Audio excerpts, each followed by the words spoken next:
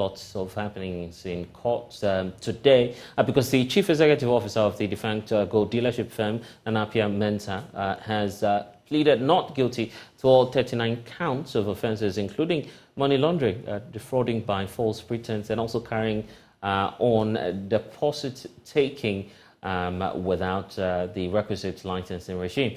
He made this plea in his first appearance in the High Court today after, the case witnessed several adjournments until the fresh charges were actually found against the NAM1 at the end of last month by the Attorney General. Richard Kojinyako will be joining us with details shortly on what transpired in court today. First, though, here's the Deputy Attorney General, Alfred Ibo, assuring his readiness to prosecute the case until the very end. At long last, after 3 years, the state is now well set to commence the hearing of this particular matter. And today, we were in court for the first time in the High Court. We've dealt with the initial matters. The next time that we come, you know the witness that will be calling. But I can assure you, since this matter involves a lot of people, we'll be calling a lot of witnesses, people who invested to state their story. And so hopefully by the time we come back on the 27th, you have the full complement of the witnesses that will be called. But I can just only let you know that we are going to call a lot of witnesses to establish our case. Would that be closer to the 16,000 complainants that you indicate? No, definitely no. If you take the charge sheet, you realize that it's not all of them that we've indicated as people who deposited, but we take those ones that we think are relevant to prove our case. The lawyer of the accused sought to claim that you had some inconsistencies in your facts and that even SEC that closed them down, you did not state any law act for which they've broken as far as the SEC Act is concerned. You see, at counsel for the accused person, that is the job that he's supposed to do as defense counsel. That's why I indicate to the court that we disagree with the theory that he has propounded. On our side, we are looking at what the law says. We are looking at the various breaches. So if you have not mentioned SEC law, it doesn't mean that ordinary case has fallen. No, we know what we are doing, and we know where we can get the evidence to nail the accused person. I think his client had a thinking that having established certain entity, no law will catch him, so to speak. But we've also delved deep into the law. We've come up with these charges.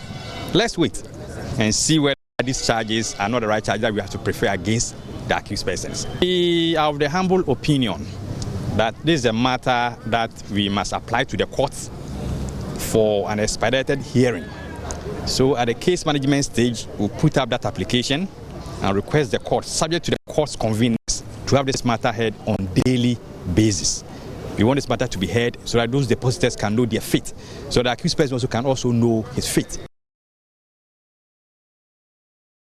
All the Deputy Attorney General there indicating how resolved he is to prosecute the case. Joining me now is Richard Kojinyako. He was in court earlier today monitoring all of the activities, and it's refreshing to see that NAM1 is back in court, at least. Yes. You were excited seeing him. Yeah, so in court I was sitting right That's just by the way, please. I was sitting right behind him. Oh, yeah. Oh, I hope we some cash was falling off. We shook hands, really. Yeah, just that. Just that. Before the Menzgold customers come for you. Anyway, but tell us what transpired in court today. Well, so Nana Appiah Minister was in court. The lawyer was in court. Akufu was in court, and his plea was taken. Yeah. Basically, the charges were mentioned one after the other, 39 of them, and then he pleaded not guilty to all the 39 counts of offences, ranging from money laundering, abetment to deposit taking without the requisite licensing and all of that. But in that case, his lawyer had some shots at the prosecution's case.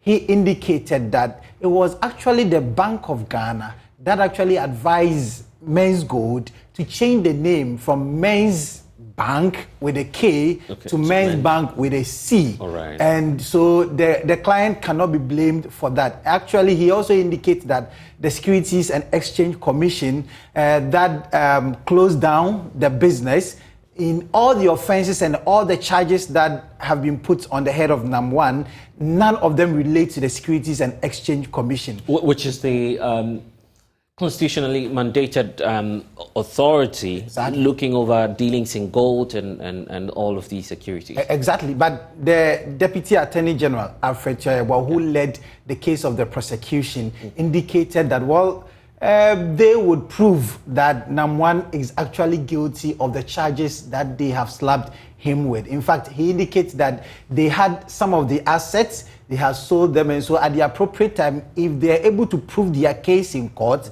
then they would see what they would do with the customers of Menzgold. Listen to the facts. We told you about some auction that we've made with respect to some vehicles.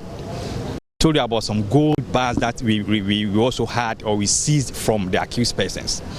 And we've also had an indication about some property that we have frozen. We are looking at all these properties. In the fullness of time, we know the extent to which we can also use the proceeds to cushion the depositors. But for now, we've not been able to prove the case against the accused person, as you know.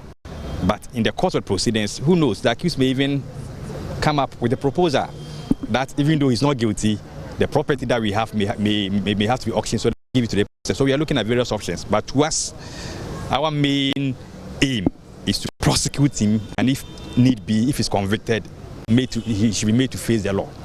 Let me state this record. Let me just make sure that I do not state things that people may say I'm not trying to sympathize with the depositors. Now, if you go to the United States, if you go to the UK, if you go to the world, all the other countries, economic crimes or financial crimes, they are the most difficult crimes. They are the most difficult case to prosecute. You need to spend a lot of time to look at the evidence, comb through the evidence so well. If you fail to do so and you want to rush with the prosecution, the only assurance you can have is that you are likely to fail. In our case, we've taken our time to go through the voluminous record. We've taken our time to look at the evidence available and make sure that we do the right thing so that only the customers also will have justice. So that's what we are seeking to do. Let's forget about the circuit court one, because we have to use that time to dot the I's and cross the T's. We are now set to prosecute the matter. The amount you have been putting before the court, are they accurate? Because the defense has been, having issues with that. That's the case of the defense, and we have the case of the prosecution. When we get to the trial, we know whether our amount is wrong or the amount is right. So let's wait for them. Okay, so there are reactions to this because management of Menzgold still believe they have a case. Yeah, so the chairman, I spoke with the chairman of the aggrieved customers of Menzgold, and they are excited how the AG is proceeding with the case. They are even excited because for the first time the AG has slapped NAM1 with some charges, and they believe that they will get their money. The chairman of aggrieved customers of Menzgold, we realized that the charge sheet that was presented at the court, quite a number of the figures that were mentioned from the customers had disparities, for which reason we need to amend those figures with the Attorney General. So we were calling on all customers, in fact, to be bold enough to step out and come with their documents. Within the week, we'll call for a location where we'll meet them and then ask a number of them to go with us to the Attorney General's office and then amend the charge sheet with the right figures of the individual customers that NAM1 owns, which were mentioned in the charge sheet. We are more than pleased to even mention that he is in to apply for a daily persecution of the case. We are more than pleased, and we like the way things are going. We realize that there are disparities in the figures that were mentioned for the individual customers that were mentioned. So we are calling them to come back with their documents, for which reason we would verify the actual amounts and give that to Attorney General to amend their charge sheets accordingly, so that we would be in good position for the persecution.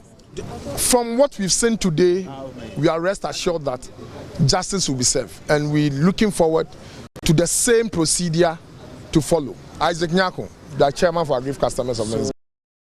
Okay, in spite of the concerns by the leadership, some customers, aggrieved ones, of course, were in court today as well. Yeah, so they've been sharing their coping strategies, mechanisms, things that have sustained them throughout the period. In fact, I've been because if you've invested such a significant amount of money, so one police retired policeman who said that, well, he got some returns from the money he invested, and actually decided to be a very good husband by inviting the wife that, well, this is the fortune I've found, so come and help me invest in it. So all of them, including their children, they all invested in them. And the money is gone? Yeah, so the money is gone. I mean, even though initially they had some returns, but I mean, the door was locked on them. When they did round 2.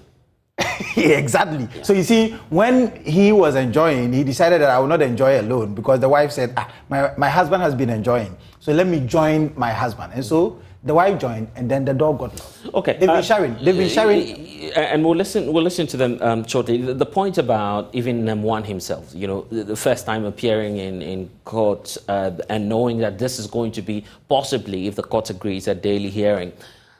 He's not in the best of health, we understand. That's the latest. That's true. So he's not in the best of health. He had some waist challenges, problems that I think he's undergone some surgery. And so in court today, even though he was supposed to be on his feet when the charges were being read to him, his lawyer appealed to the court that we know that this is not done, but on health grounds, allow NAM1 to sit throughout the trial because he's going through some pain. He's not really in the best form of health. Really? So what would be the implication? Because if indeed, and I'm just giving that scenario, that he needs further or better health care, possibly out of the country, is the court going to agree with that? Yeah, so it's part of the bail conditions. So the bail conditions, 500 million without justification and 4 sureties to be justified. And then he is also expected to deposit his passport at the court registry, and then he can make an application whenever he wants to travel. And then finally, he is expected to go to the CID headquarters every Thursday to announce himself. Just to report himself that he's still in the country. Concerns about the fact that NAM1 possibly may be a dual citizen.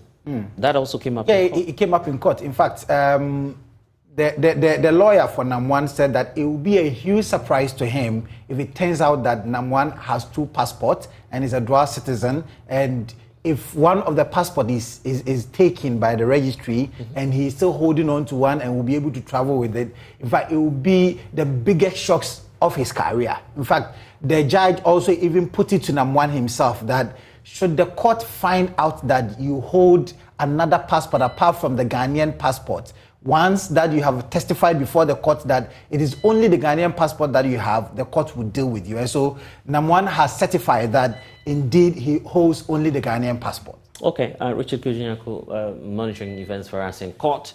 We're taking a break here on the polls here on the Joy News channel. When we get back, Africa is in search of transformational leadership. You want to hear all about Pan-Africanism when we get back. Please stay.